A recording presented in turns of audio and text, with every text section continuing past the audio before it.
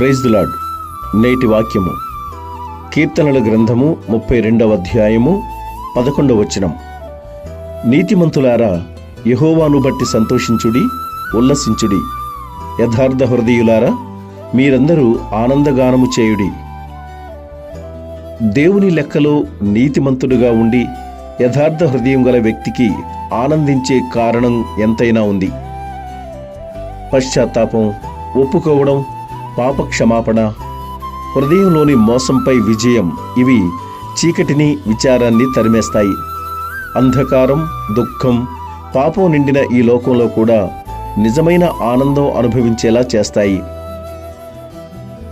లోకంలో పాపాన్ని బట్టి అతిశయించేవారు, పాపాన్ని బట్టి సంతోషించేవారు చాలామంది ఉంటారు. అయితే పాపం వలన వచ్చు జీతము మరణమని దేవుని వాక్యం స్పష్టంగా తెలియచేస్తూ ఉంది. అయితే ఈ సత్యాన్ని తెలుసుకోలేక అనేక మంది తాము చేస్తున్నటువంటి అక్రమ క్రియలను బట్టి అతిశయపడుతూ ఆనందిస్తూ ఉంటారు.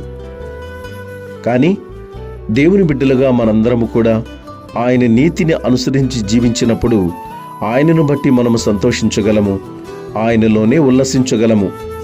యథార్థ హృదయులందరూ కూడా ఆనందగానము చేయగలరు.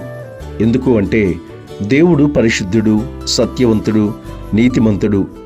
దేవుడు తన ప్రియులైన కుమారులందరికీ తన పోలికనివ్వాలని, తన సారూప్యంలోనికి వారిని తీసుకురావాలని ఎంతగానో ఆశిస్తూ ఉంటారు.